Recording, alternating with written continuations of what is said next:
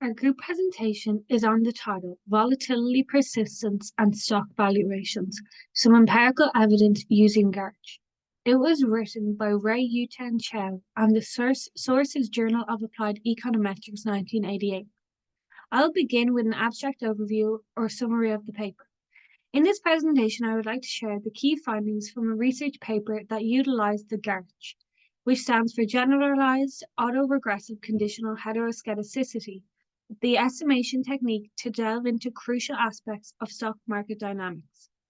The study begins by employing the Garch estimation technique, the statistical model designed for analyzing and forecasting volatility in financial markets.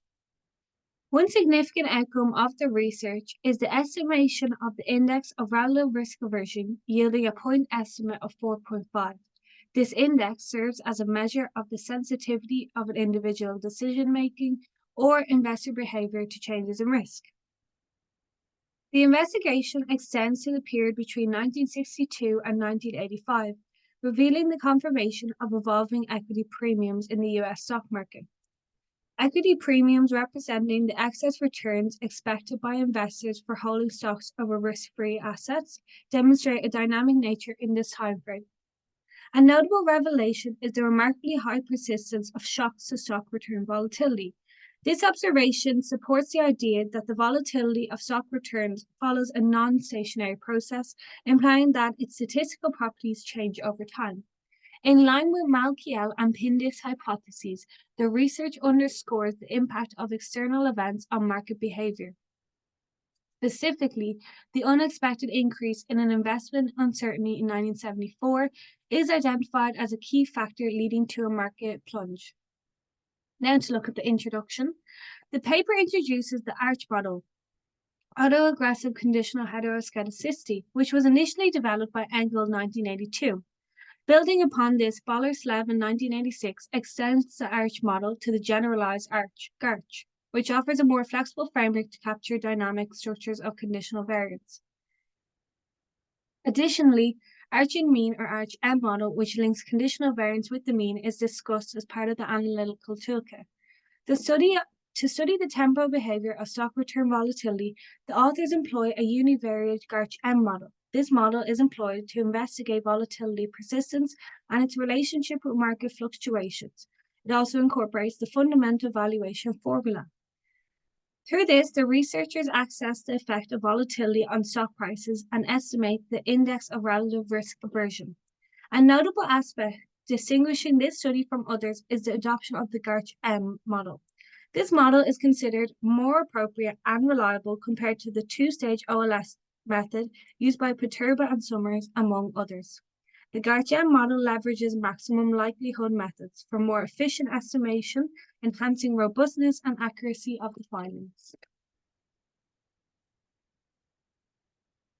Data selection. We scraped S&P adjusted close price from Y-Finance using an API from July 1962 to December 1985. Methodology. Our project commenced with reading in the data and plotting it, which can be seen on the right. There's notable spikes and dips, particularly around the 1970s, coinciding with the US recession. We conducted a Dickey-Fuller test to determine if our data was stationary, examining if the time series had a unit root with a regression on its lagged values. A non-significant lag term would indicate non-stationarity. The test produced a p-value of 0, leading us to conclude the data is not stationary, supported by an upward trend in the graph, and it's clearly not mean reverting. We applied a Lang box test to our data's residuals to check for autocorrelation. This test aggregates autocorrelation up to a maximum lag and compares them to a chi-square distribution. A high-test statistic would imply autocorrelation. Our test could return a p-value of 0.91523, suggesting the residuals are uncorrelated. We confirmed this by plotting the ACF and PACF, which also supported this claim. We then ran a Shapiro-Wilk test to check for normality. The Shapiro-Wilk test assesses normality by estimating a model that relates the ordered sample data to the corresponding expected values under normality. The null hypothesis is that the data is normally distributed. The test yielded a p-value of 0, meaning we reject the null hypothesis, indicating our data is not normally distributed. Then we tested for arch effect by plotting the ACF and PACF of the squared residuals. The ACF and PACF show spikes outside of zero, indicating some arch effect. To further confirm, we ran an Engel test. Engel's arch test evaluates whether the variance of time series residuals is dependent on its own past value. The null hypothesis is that there is no arch effect in the data. This yields a p-value of 2.801 e to the minus 37, meaning we reject the null hypothesis, indicating there is an arch effect in the data. Next, we fitted a Garch 2112-A11 model and ran a box-pierce Q test and an arch LM test to see what model was the best fit. The arch LM test is used to detect the presence of arch effect in the residuals of a regression model. This involves testing for autoaggressive behavior in the variance of the residuals. The null hypothesis is that there is no arch effect. The box-pierce Q test is a statistical test for checking the presence of autocorrelation and multiple lag intervals in the time series. The null hypothesis is that there is no autocorrelation present. The box-pierce Q statistics fall below the 5% critical threshold. Additionally, the arch LM test for the Garch 1.2 and 2.1 are not significant, which led us to choose the Garch 1 model, the same as what the paper had. The paper used a Garch M11 model to fit the data, which is what we implemented. A Garch M model is an extension of the Garch model. While a standard Garch model focuses on modeling the variance of a time series conditional on the past squared observations and variances, a Garch M model adds another dimension by allowing the conditional variance to affect the mean series as well. The results are displayed on this poster and will be discussed by John Huggard shortly.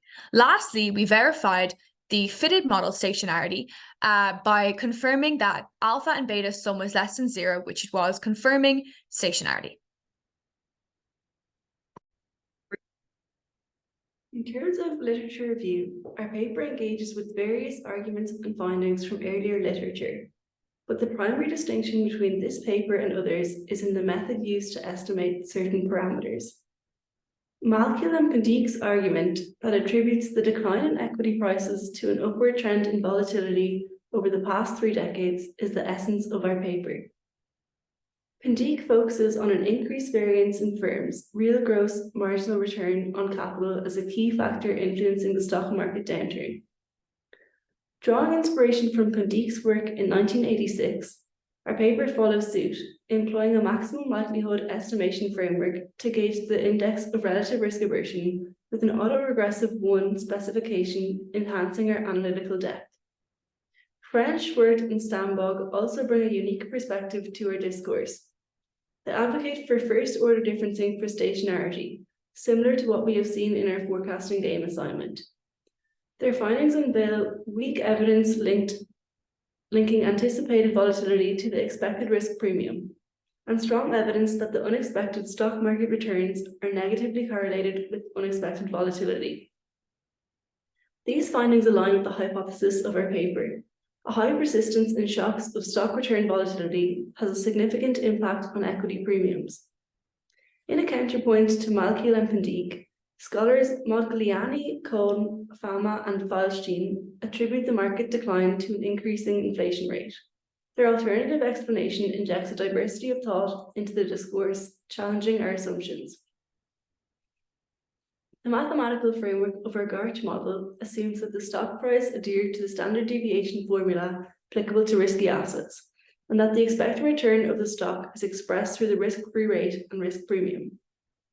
The formula for stock price, ST, is linearized around the mean of risk premiums, P bar, and depend on G, the growth rate in dividends, also on sigma, the deviation of risk premium around P bar.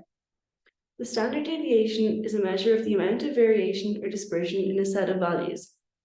In the context of financial assets, it is used to quantify the level of risk aversion or volatility associated with the returns on those assets. The paper explains how this volatility can be used to estimate the expected returns of the stock market above the risk-free rate. The elasticity of stock prices to shocks and volatility explains how sensitive the stock prices are to shocks and volatility. Elasticity is established through the chain rule. where Vt is the instantaneous variance of the market return, D is the harmonic mean of the individual investor's measure of risk aversion, and alpha plus beta is the persistence of shocks to volatility. The Garch model assumes that the volatility of stock prices can be modeled using a standard deviation formula, which takes into account past observations of volatility. The Garch 1-1 model that is specified in our paper uses one time lag of squared residuals and the variance from one previous time lag. A linear relationship is hypothesized between the equity premium PT and the market return variance. We will now present our results. The first test we ran was a Lejeune box test for autocorrelation, as Garch assumes independent errors. We found, testing the excess returns of the S&P 500 for the whole period, that we failed to reject the null hypothesis with a p-value greater than 0.9. In other words, there's a lack of significant autocorrelation. We also found, with the Shapiro test, that our data followed normal distribution, which is a critical assumption of Garch models. We then tested for arch effects and found that there is autocorrelation in the squared residuals, indicating the presence of arch effects, with a p-value for the Lagrange multiplier test statistic near 0. Once we found that our data did not violate any assumptions, we tested a Garch 1-1, Garch 1-2, and Garch 2-1 model to see which explained our data the best. All three models had significant coefficients and constants at the 1% level. The box-Pierce Q statistics were all significant at the 5% critical value. The Lagrange multiplier tests for Garch 2-1 and Garch 1-2 were significant, allowing us to choose Garch 1-1 as our most accurate model. Further, the Yeutien information criterion and Bayesian information criterion was lowest for Garch 1-1 model, but only by a small amount. This further suggests that Garch 1-1 is the best model to use. Then, following the paper, we tested a Garch 1-1M model to explore the variance and persistence. As seen in the table below, we tested a full sample model, a model with 0 mean, and 2 subsamples. Above the table, you can see the equations for mean and variance. In the table, we have the values of the coefficients and constants, and also their test statistics below them. For the full model, every coefficient and constant term was found to be statistically significant. Further, we found that the indicator function was 0.168, indicating that negative shocks have a greater impact on current volatility compared to positive shocks. For all models, the beta and alpha values were very similar. More importantly, the sum of the alpha and betas for all models was close to 1, suggesting high levels of persistence in volatility. This means that the shocks to volatility decay rather slowly over time, and past volatility has substantial impact on current volatility. This was the main finding of the paper. Our findings align with Mulcahy and Pendique's hypothesis. This is seen through volatility clustering in the conditional volatility graph. High clusters in volatility around 1975 in the graph below are reflected by a dip in stock price in the same period as seen to the right. The persistence in high volatility in contractionary and lower volatility expansionary periods impacts the behavior of equity premiums in these periods.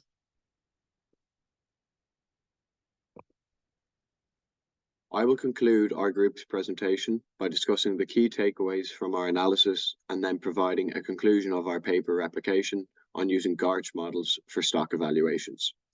Our study replicates and extends the findings of Chou's paper, confirming the Garch 1-1 model to be pivotal in understanding how stock market volatility behaves, especially during turbulent times.